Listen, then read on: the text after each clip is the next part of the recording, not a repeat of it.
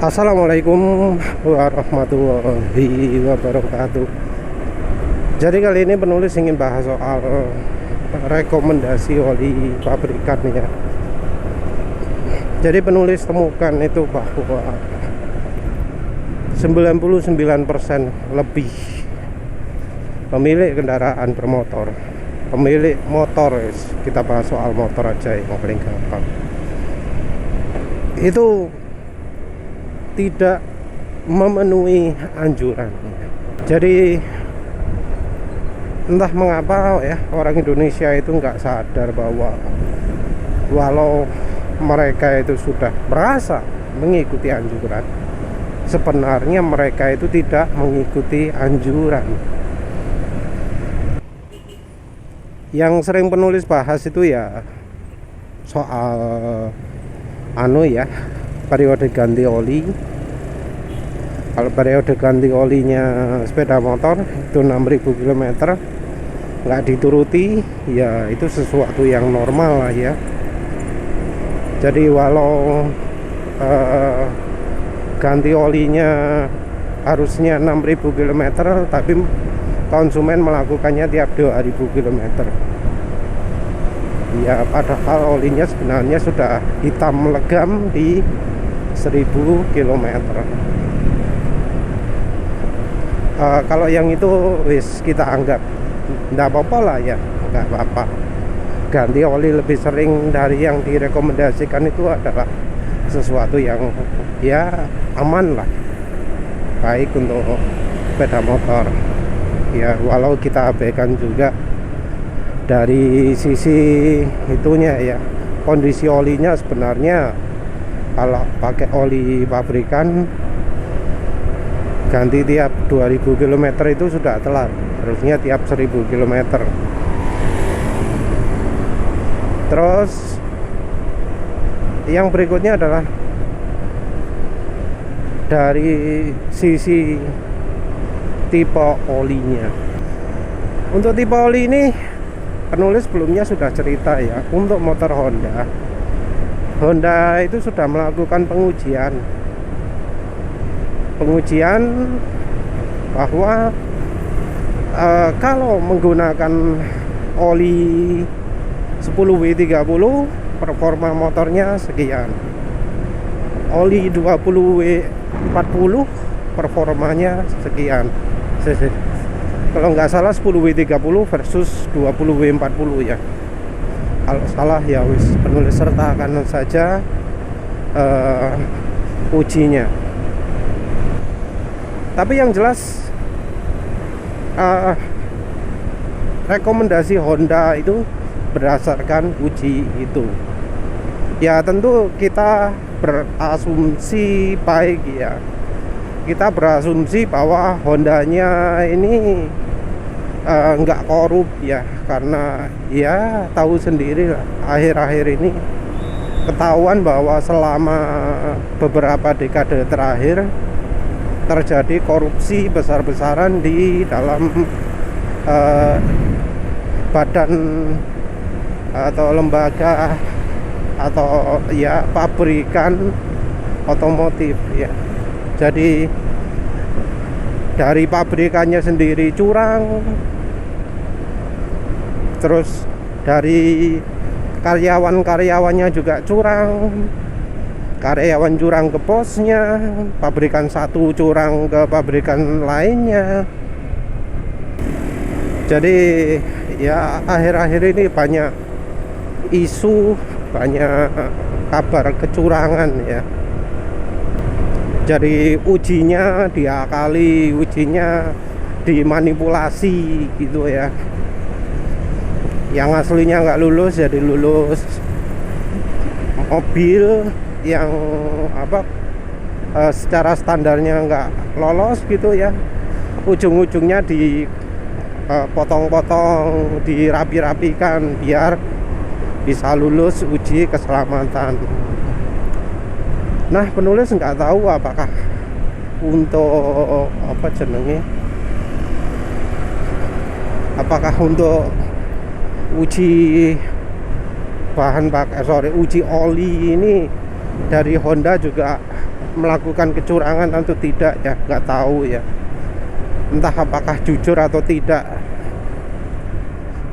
Tapi yang jelas hasilnya adalah 10W30 dianggap adalah oli yang bagus untuk semua motor di dunia.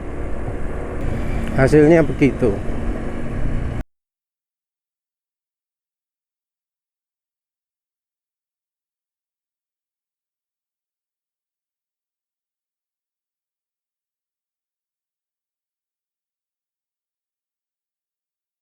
Nah, terlepas dari korupsi itu, direkomendasikan bahwa oli yang harus dipakai adalah 10W30. Tapi banyak ya yang nggak perhatian bahwa oli yang direkomendasikan itu adalah oli yang menggunakan logo API.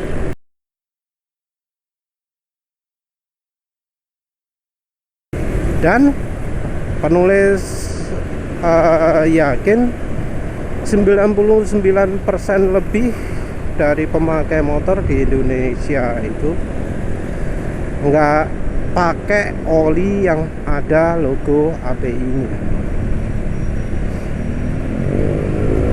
Apalagi bila ada aturan lagi olinya harus oli Jaso MB. Oli Jaso MB yang ada logo API-nya yang 10W30 entah ya, entah ada apa enggak ya. Penulis nanti coba cari apa bener ada oli 10W30 yang ada logo API-nya.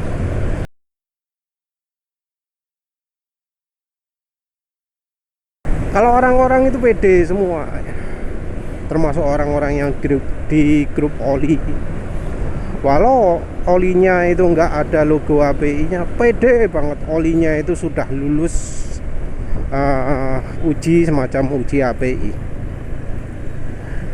Mereka bilang lulus karena oh ya diuji oli itu bisa kok,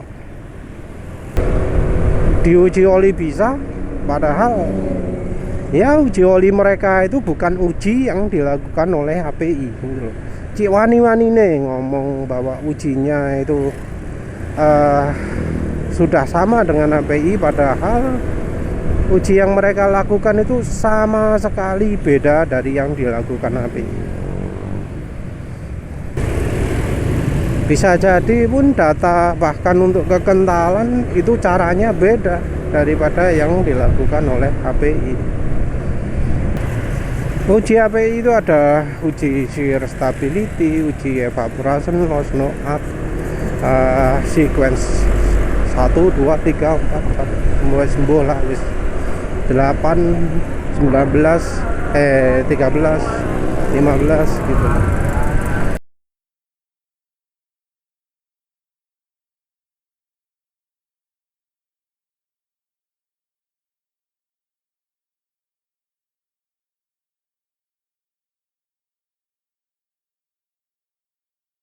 Uji-uji API itu ada uji gesek, uji untuk mengetahui keausan, uji untuk mengetahui kerak, uji untuk mengetahui deposit.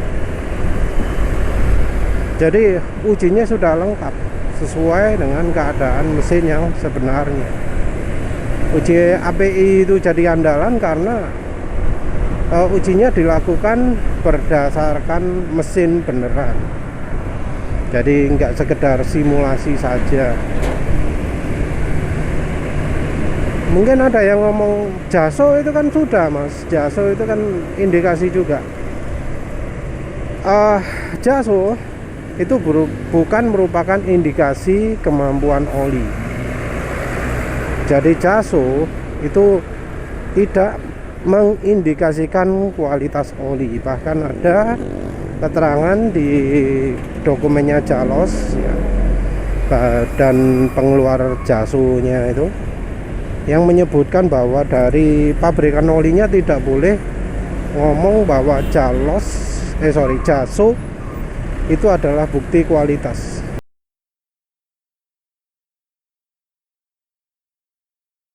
Jadi nggak boleh sama sekali ngomong. Jadi Jalos itu bukan badan yang mengeluarkan sertifikasi yang menunjukkan kualitas dari olinya.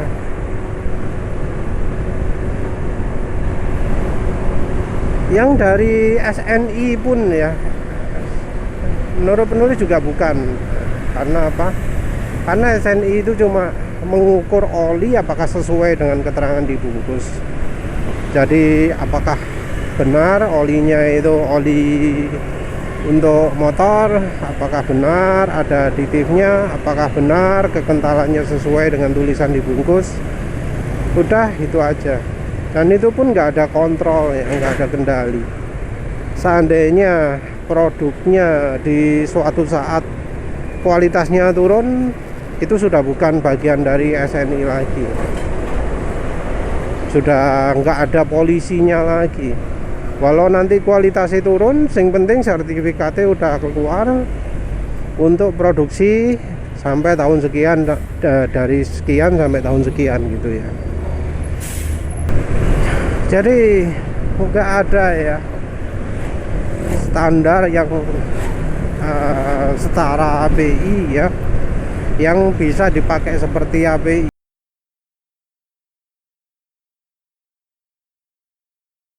Mungkin ada standar ACEA ya, tapi di mana kita bisa yakin bahwa oh oli tersebut lulus standar ACEA?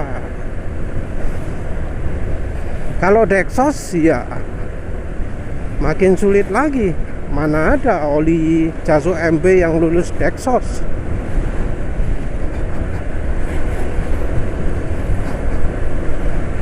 Kalau Dexos itu sebenarnya cukup mudah ya. Kita tinggal cari logonya Dexos, Dexos 1, Dexos 2. Udah beres. Tapi ya jelas oli Jaso MB nggak mungkin ada yang Dexos. Banyak orang nggak pakai oli yang ada logo API-nya. Oli pabrikan nggak ada ya. Oli maksudnya dari pabrik Yamaha atau Hondanya itu nggak ada ya yang ada logo API-nya. Dan rasanya juga bakal mustahil. Kalau oli Honda Jepang sana masih memungkinkan ada logo API. Oli Yamaha di Jepang sana masih memungkinkan ada logo API. Tapi oli Yamaha Indonesia, Astra Honda Motor, itu mustahil ya kayaknya ada logo API-nya. Ya artinya sebenarnya konsumen di Indonesia ini, pemakai motor di Indonesia ini pakai oli yang nggak sesuai dengan anjuran. Karena harusnya olinya ada logo API-nya, tapi ternyata tidak. Artinya kualitasnya juga sebenarnya tidak sesuai dengan yang diminta pabrikan. Jadi ya kalau misalnya masa pakai olinya nggak sesuai ya mestinya ya normal-normal saja ya. Apalagi ketika iklimnya, cuacanya juga tidak sesuai dengan di Jepang. Coba kalau orang Jepangnya menguji lagi oli 20W40 dan 10W30 di misalnya daerah penulis kayak gini, pagi-pagi jam 8 lah wis. Rasanya hasilnya bakal beda ya.